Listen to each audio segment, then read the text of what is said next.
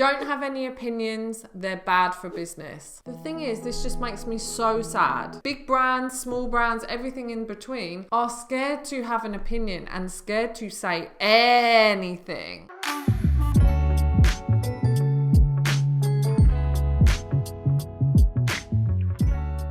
Hey kids, today I'm going to be doing my first ever reactions video.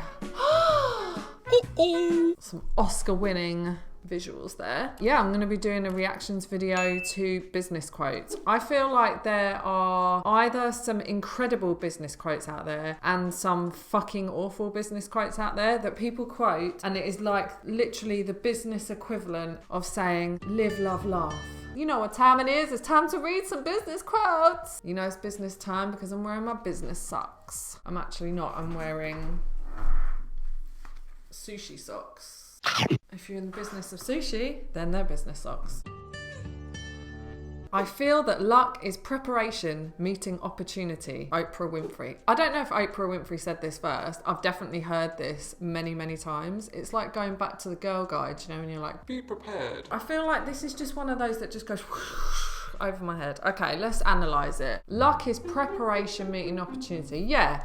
I actually think it is. My Boss Magic cards, I should have them in my bag all the time when I go out, because then what if I happen to meet fucking Kate Moss or something and she is like, oh, I love Oracle cards, and I could be like, well, here you go.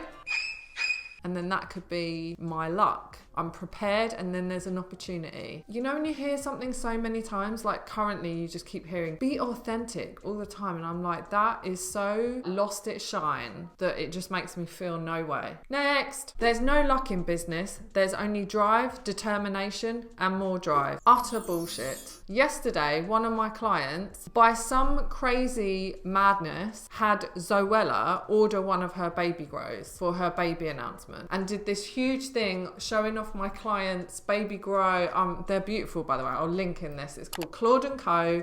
She makes these wicked baby clothes that say milking it. Zoella happened to buy one off her own back for her baby announcement and showed it off to the point where, like, literally my client couldn't have paid her to say and rave about the brand in the way she was. That is 100% luck. Sorry, Sophie Kinsella, author. I've read some of your books and I'm pretty sure I like them, but I believe this quote to be bollocks. Nothing in the world is more common than unsuccessful people with talent.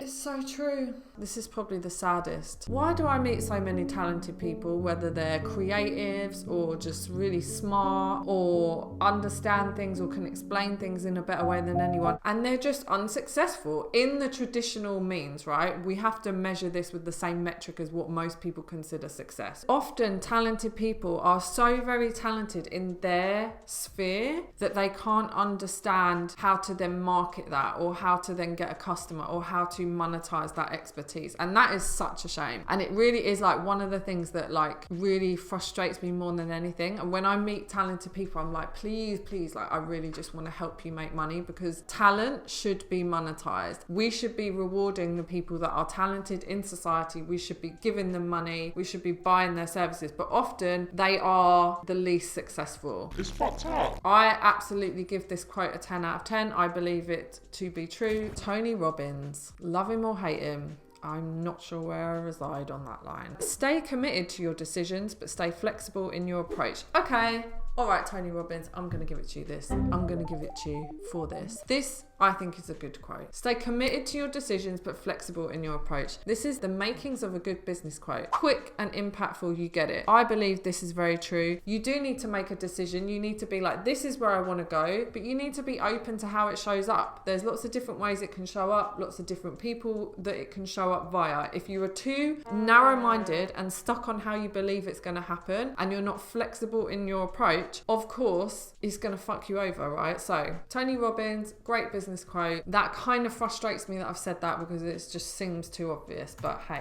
An entrepreneur tends to bite off a little more than he can chew, hoping he'll quickly learn how to chew it. My first point is, why is this entrepreneur a he?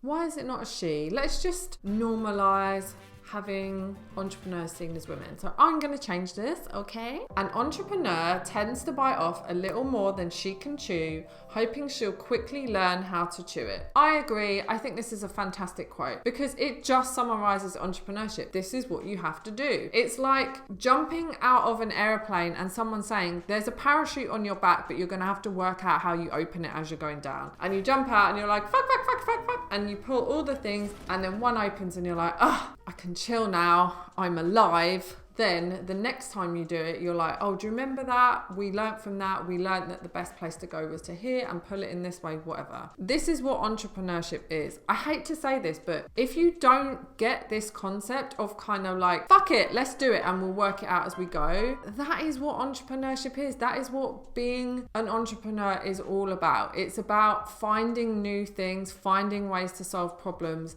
and rising to the challenge. And I think there's maybe like two schools of thought around this. Some people just think that's absolutely not what you should be doing. And some people are like, yeah, fuck it. Like that's how amazing shit gets made. And if you hear from lots of entrepreneurs over the years, many of them will say the same. I've experienced it myself. It doesn't always work out, but as long as you're honest and you're open and you're not trying to deliberately trick anyone or do anything weird, you can absolutely take on more than you believe you can handle and just work it out as you go. That's part of being an entrepreneur.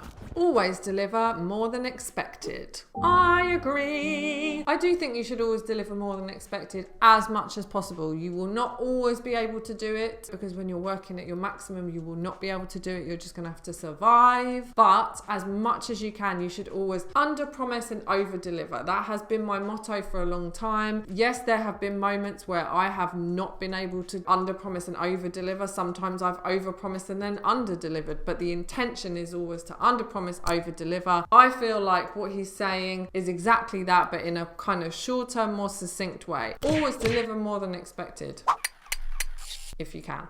This one hurts my soul. It really hurts my soul. And this is probably my favorite quote here because it is the most punchy. It's just like don't have any opinions, they're bad for business. The thing is, this just makes me so sad. We currently live in this era of cancel culture, public shaming, public lynching. Big brands, small brands, everything in between are scared to have an opinion and scared to say anything that could be perceived as anything controversial because they're afraid they're going to get publicly cancelled. We're starting to see that the more opinionated you are, or the more Marmite you are as a brand or a business, it actually doesn't work. I'm just going to give you a little inside look at my business, right? I'm a real Marmite person. Like, you either love me or hate me, and my businesses are quite polarizing in nature. It's helped me work out, like, this is who we are for, and no, we're not for these people, but we are for you. And in order to do that, you have to be a bit polarizing. You have to have an opinion, right? But nowadays, you need to round off those edges a lot because people are incredibly sensitive right now. There doesn't seem to be as much of a place for being an opinionated, polarizing, you like it or you don't, Marmite kind of business. Like, that just doesn't seem to be in existence as much as it used to be, which I think is a real shame. I hope that we can welcome back lots of different opinions, because it doesn't matter if someone's got a different opinion to you. You don't need to be offended by it. You can just be like, all right, mate, like, that's not how I feel. So I'm going to go and find a company or business that does reflect how I feel. This one hits hard. This hits hard.